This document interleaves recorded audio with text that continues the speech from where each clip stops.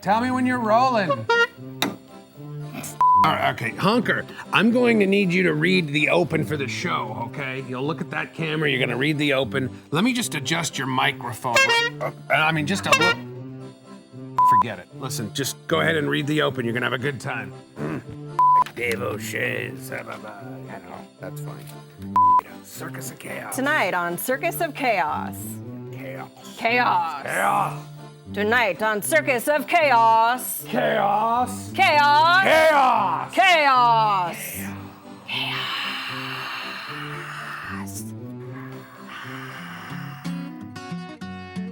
Tonight on Circus of Chaos. Check out Mistress Eden's Naughty Hotties. Learn facts about sugar addiction with Webberly. We talk to a cosplay costume creator. We look at some corrupt clothing. Experience Dave O'Shea's Easter Bunny book. And don't forget everyone's favorite, live painting with Tracey the Watercolor Artist. I'm your host, Honker, the clown. Let's get on with the show. Relax your mind, relax your mind. Oh, makes you feel so fine sometime. One time, you got to relax your mind. I'm Mistress Eden, and we're back with Siren Sapphire for another episode of Mistress Eden's Naughty Hotties. Now, as an international dominatrix, I travel the world going to different fetish, burlesque, and BDSM festivals. And when I post pictures, you say, Mistress Eden, who are all these hotties that you have photos of? And are they as naughty as you? So I thought I'd bring some here to show you what they can do. Now, Siren, how long have you been in burlesque, and what motivated you to get into the art form? I'm pretty sure it's 10 years this year. Pretty sure. And do you have any major influences? Are there any artists or models or women who are larger than life that inspire you? Our Bay Area legends inspire me a lot. Elian Ness, Viva La Fever, Holiday O'Hara, Madam E, Isis Star. I love all of them. I love all our Bay Area legends. But I have, several favorite singers and several favorite like rock and jazz genres, and yeah, I get my inspiration from all over the place. It's true. The San Francisco Bay Area is an epicenter for burlesque performers and burlesque history, so I'm sure that we'll be seeing you among those ranks soon. Aww. Now, one final question, because you will be back later to perform for us, right? Yep. This segment is called Mistress Eden's Naughty Hotties, and you're obviously a hottie. Thank you. What makes you naughty? The list, it's just too long. We only have a couple of minutes. Yeah, it's too long a list, honey. We'll be back later with Siren Sapphire.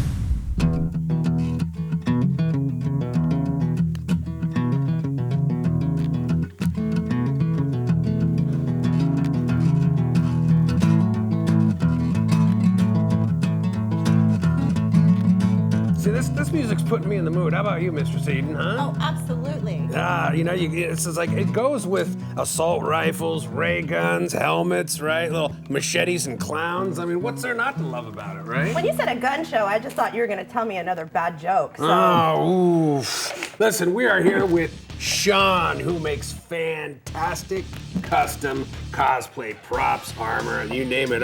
Well, actually, you tell me, what can you make? Pretty much everything. When somebody thinks up something that can't possibly exist in the real world, they reach out to me and I find some way of making it happen. So I do props, I do costumes, I do set pieces, I do large outdoor art installations. I've got a line of militarized lawn ornaments that I've made. There's, no shortage. So if one of these tech companies is like, hey, I need a giant mech skull in the middle of our courtyard. It's a thing I can do. No problem, right? So let's kind of go through, you made every single piece that we're looking at here today. Let's start with this helmet. So this one here, I needed something that I could use to illustrate a bunch of processes for a book that I wrote a while back, kind of a how-to for people to do this sort of thing at home. So this was mostly done, the prototype started out, it was CNC carved, parts of it were 3D printed, and then I molded it and cast it. This is all done in urethane resin. So it's nice, strong, lightweight, relatively inexpensive. It's then painted with a bronze and then treated with this kind of patina finish to make it look older. I mean, this isn't cheap, man. This feels great. I would never guess that wasn't real bronze. It means it's working. What do we got here? I mean, this is freaky. This is a Terminator helmet from Warhammer 40,000. This one here is actually made out of paper mostly. So it starts with a 3D model that somebody put together and then gets imported into a piece of software called Pepakura that kind of unfolds all of it and sets it up so you can print it out just using your inkjet, and then glue it all back together, insert tab A into slot B, and a little bit of cleanup and kind of body shop work with Bondo and paint, and it becomes a much different looking thing. From there, I've got... I see you got Captain Phasma. Yep. Now, Captain Phasma is my personal favorite. Yeah, the minute they started doing trailers for Episode 7 and there was a chrome stormtrooper, I fell in love with it. And then a little while later, it turns out it's a woman in the costume. So my girlfriend made the mistake of mentioning that she'd be willing to wear it if I made it. So I've got the rest of the suit in shed somewhere. You're a good man. It's the way. Hey, let's talk about our guns, right? I mean, this feels awesome. And tell me a little bit about your inspiration on your firearms here. So this one here is based on the Hellgast assault rifle from a video game called Killzone. I think this was the third one. So this is just the ridiculous, over-designed, way too much, ammunition. I actually set this up so that the ammo drum's removable. Oh, of course. So, everyone needs that. Yeah, of course you do. So the deal is, the character that wears it has like 6 or 7 of these extra drums that hang off of their belt or whatever, and this way you can swap them out walking around in costume. The one she's got, right? The one she's got there is actually a plasma pistol, also from Warhammer 40K. So I've done a lot of Warhammer stuff at this point. So that's that one there. We've also got this helmet down here. This is from a video game called Tribes Ascend. The company that made the game asked me to build the whole suit of armor to go with it so they could have it walking around at, I think it was the Penny Arcade Expo up in Seattle a couple of years back. Cool. So in the space of about 2 months, I churned out that one and then another costume they had standing next to it. Tell me about how intricate, I mean, I'm looking at this suit. She looks phenomenal. I mean, just look at the camera over there. I love the light up helmet. What is this character inspiration from? So this one here, this is Isaac Clarke from Dead Space 2.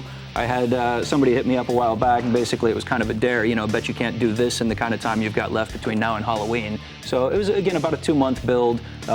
This one is actually entirely hand sculpted, so I didn't use any of the digital fabrication, no 3D printing, no CNC carving.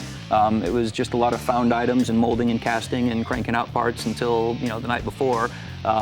Got a buddy of mine who's almost exactly the same size as me. We call him my stunt double. And when we were getting ready to dress this thing up, we had all the leather parts. We needed to rivet everything on. So we basically strapped him in, burned a bunch of holes in the leather while he was wearing it, and then riveted all the hard parts on. So it's all, the bronze-looking pieces, again, it's all plastic and leather. I mean, pretty much you could take any character from any realm, like Halo, for example, and go, I got the gun, the gloves, the armor, the helmet, the whole 9 yards, and you can do that. Yep. For folks that are interested, I understand you do little workshops. Where could they get a hold of you and tell me about that process? So I've got a series of videos I'm putting together for YouTube that'll launch pretty soon here. I've got my Facebook page for my workshop where I tend to post things about projects in progress and then occasional updates about things that are on my blog and what to look for coming up in the future. I also do an appearance every year at the Bay Area Maker Fair down here in San Mateo. So I'll have a huge display. This is probably only about 10% of what will be standing there. I've got a life-size replica of Ed 209 from RoboCop, or, that sort of thing. That's a big prop, man. Wow. And I'll have a couple of really big, bulky, like 8-foot-tall suits walking around in the middle of that too. Are there any artists or creators who really inspire you? Oh, it's all over the place. I mean, I was a kid growing up in the '80s. Everybody loved Star Wars. So the thing that really got me started actually was years ago. I'd been stationed in Japan for a couple of years with the Navy, and I was really excited about my first Halloween proper back in the U.S. So I wanted to go dressed as a stormtrooper. The problem is I'm a little short for a stormtrooper, so I couldn't just. It turns out, so I couldn't just buy something off the shelf. I had to make it custom, and that was kind of the first really over-the-top costume project that I did. So I started in May, worked all night, all week, all weekend, got through till the end of the thing. It was about 10 p.m. on Halloween itself before I was able to wear it. Went out, had a great time, took a whole bunch of pictures with a bunch of folks, got drunk, don't remember most of it, woke up in a gutter dressed as a stormtrooper. And You sound like Cousin Dave! Yeah. No, it was great.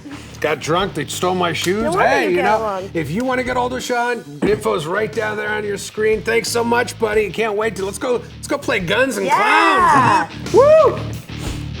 Hey, all you freaks, geeks, and weirdos out there, it's time for our artist profile of the week.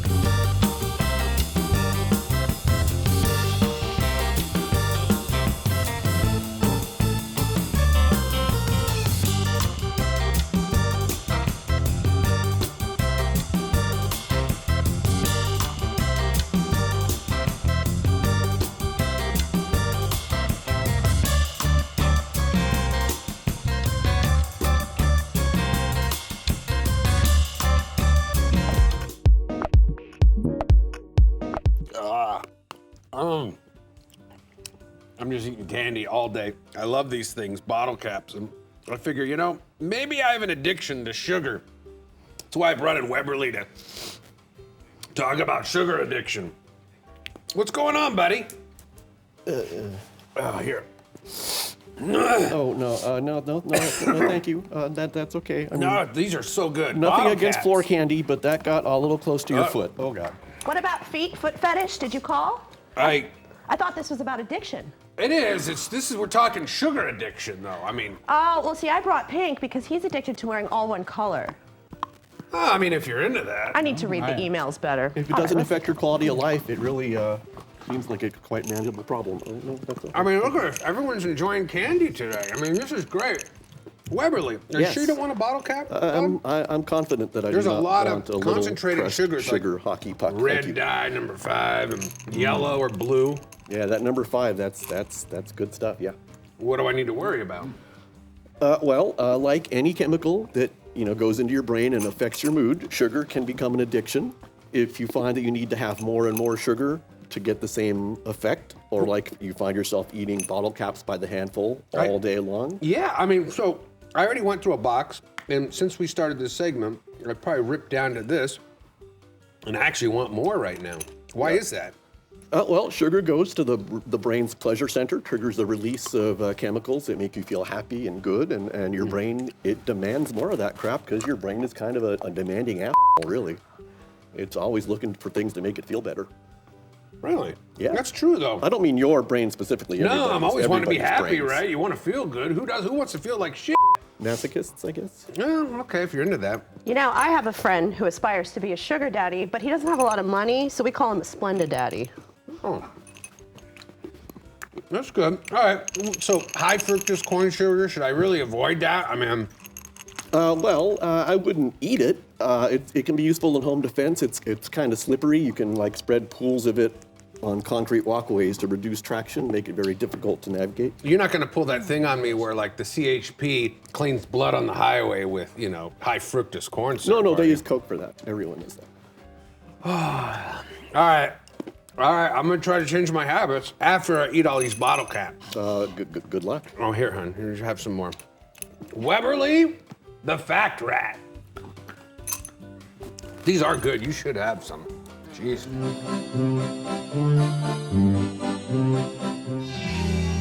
To my nightmare, I think you're gonna like it.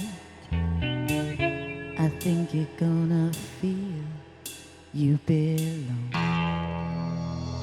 A nocturnal vacation, a necessary sedation. You're gonna feel at home, 'cause you belong.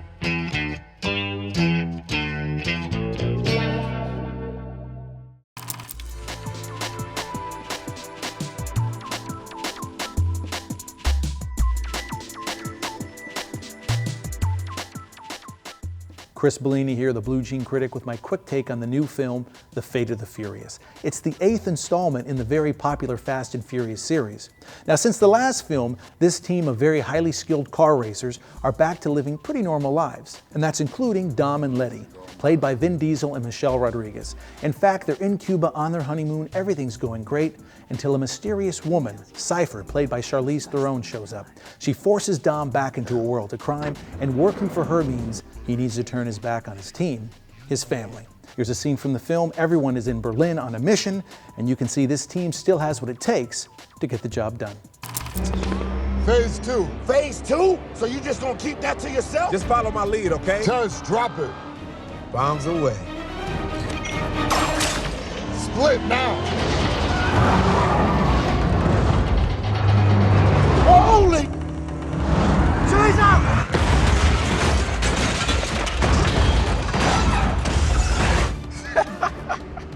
Got your ass. Lots of action in this movie, as you can see from that scene. Gotta be honest with you, the first 15 or 20 minutes I was getting a little nervous. There's a car race, there's a heist. I was beginning to feel like this is all too familiar, I've seen this before. But when Dom betrays his team, the dynamics and the relationships all get turned upside down and the film gets really interesting. Now, is this the best Fast and Furious film? Probably not. Is it entertaining? Absolutely. You got the car chases, the car races, you got all the wild, over-the-top stunts and explosions. It's gonna keep you interested.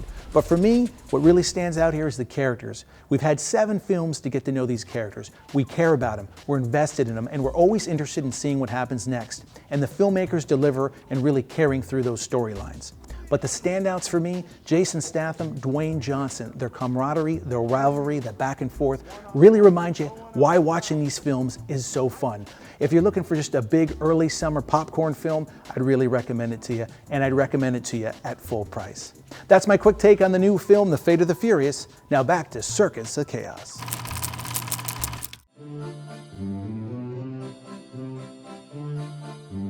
Hey, Cousin Dave.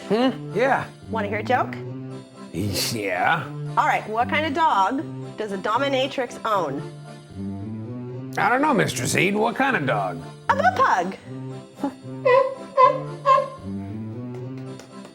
Hey, we are here talking about Billy and the Easter Bunny book with Dave O'Shea. Now, I understand there's a disclaimer about this book. I hope it's not a banned book and they come after me. Mistress Eden, what is... Well, it seems like it says that this coloring book is intended solely as an educational tool and should never, ever be treated as entertainment. Agreed. Huh. I mean, this is pretty educational. You got the whole alphabet, some fantastic artwork on here. Dave, what inspired you to create this book?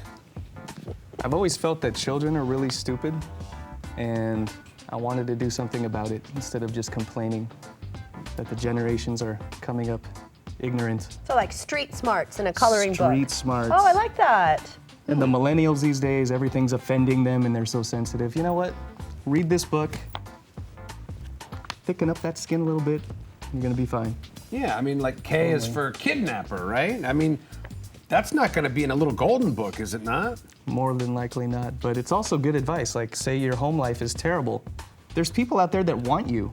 Go out and find them. They're hanging out at parks, they're hanging out outside the school. They're there. So if you're not getting what you need out of life... Find the nearest van. Exactly. Yep. Yeah, D is for decapitation. This is crazy. Where can people buy this diabolical book? I mean, you know, there's a lot of people who want to ban books out there. This could be one of them, right? I'm surprised it's still on Amazon, but you can get this and some other obsolete technology like my DVD and stuff at blatantripoff.com.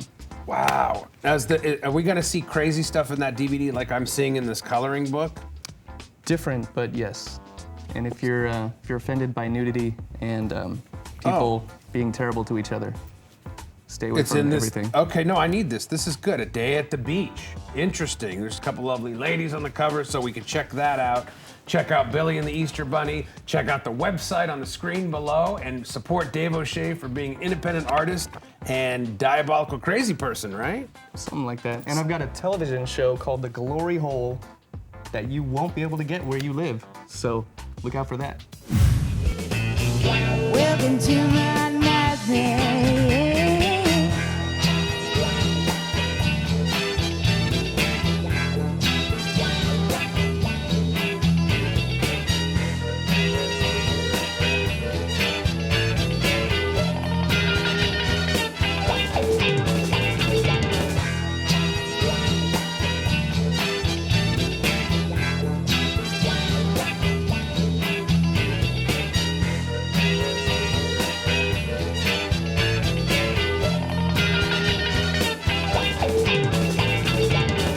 Welcome to my nightmare. I think you're gonna like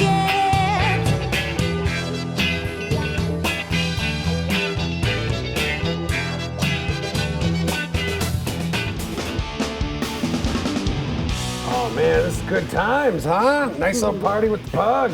Hey, we are here with Korrupt Clothing Company. Thanks for coming in, guys. Yeah, thank you for having us. We're excited, Thank you. man, to check out all this exciting clothing line. You know, tell us a little bit about what inspires you and what got you to be the do-it-yourself clothing guy. The inspiration was taken off like old punk posters and band posters. It also started when I used to print patches in LA, and I used to screen print punk band posters. So. Yeah, I could tell when you got that theme of the exploited going there. Exactly. Which looks pretty cool.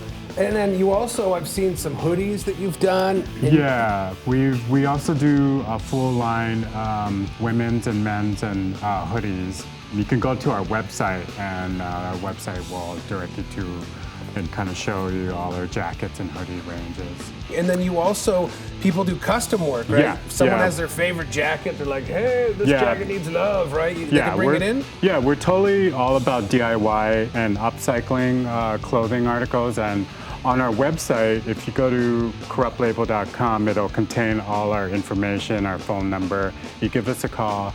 Our custom studio is located here in San Francisco. One example is what I'm wearing right now. It's just taking an old Levi's jacket like this and just we sew all these patches on. We've recently added a girls line, and these lovely ladies are wearing, modeling these cool graphic tees that I have.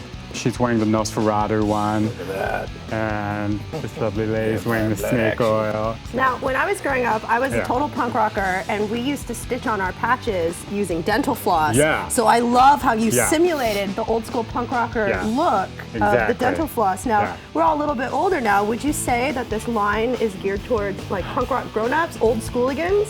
Yeah, I would definitely say that, because our target market seems to be people that are within our age bracket who understand, because it's got that nostalgic feel to it. So, absolutely. Yeah. And what you guys can't see or feel at home is the really high quality of this t-shirt. This is not like an undershirt. So whether you go out and rage and mosh pit in this shirt, or whether you just wash it regularly, it feels nice, and it seems like it would last for a long time. Yeah, we stand behind our brand.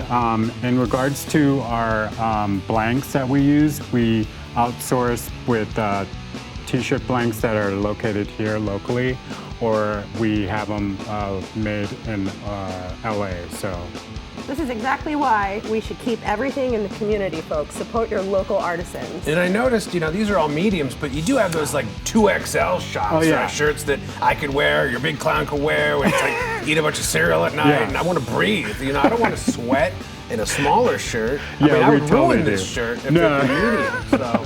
Too much sugar, Cousin Dave. I know. Sugar addiction. Yeah, we have the bigger boy size on our website. So, absolutely. Good deal. Well, listen, hey, support Korrupt Label Clothing Company. Check them out. Order a cool shirt online. Support local artists. Hey, all you freaks, geeks, and weirdos out there, if you've got an awesome Instagram account, maybe you're a performer, maybe you're selling cool stuff like moldy creations here, right? We're having a party. We want you to be a part of that party. Doesn't matter if you're in Kansas, Florida. Hey, send us some photos. Maybe you're in the Bay Area. You could come on the show, or maybe we'll put you in a commercial break. Give me a jingle on the internet at cousindaveclown@gmail.com. Maybe I'll come over. Maybe I won't. Maybe she'll come to your house. Who knows? Who cares? Blah.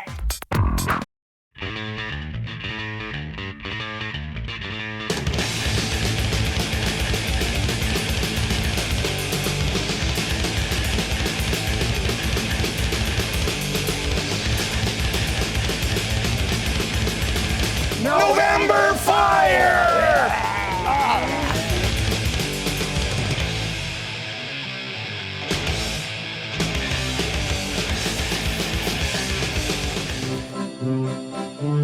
Hey, we're here with Tracey the Artist. We're so glad you came today. Thanks for having me. Hey, and if you've noticed, she's been doing watercolors all day on the freaks and geeks coming in and out of this place, and I gotta tell you, they're pretty impressive. Thank you. So what inspires you to create these? I mean, there's some really neat, diverse paintings you have here.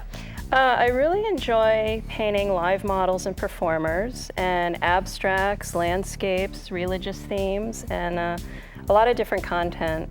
I practice every day, paint every single day, and it's really enjoyable. I love it. And tell me about the mediums you're using. It's not just watercolor, right? No, I mostly work in watercolor, but I also work in acrylics and oils, and pastels, oil pastels, charcoal, pretty much anything I can get my hands on.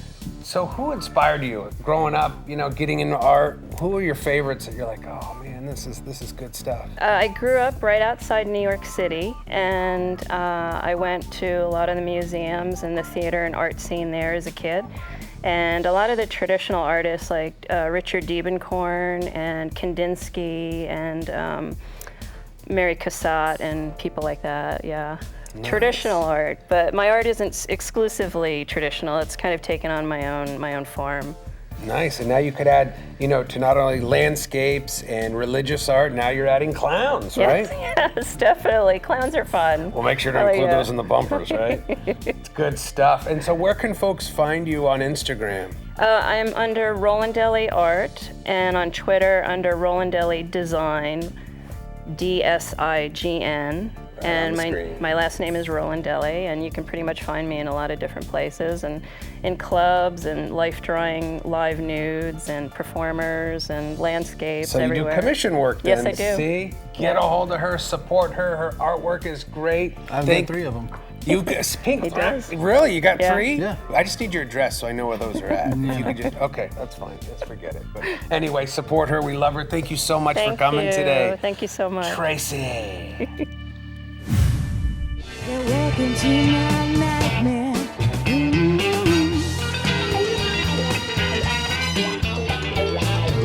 Welcome to my nightmare. Yeah.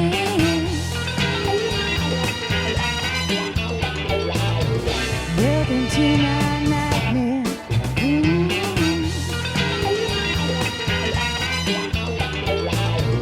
Welcome to my breakdown.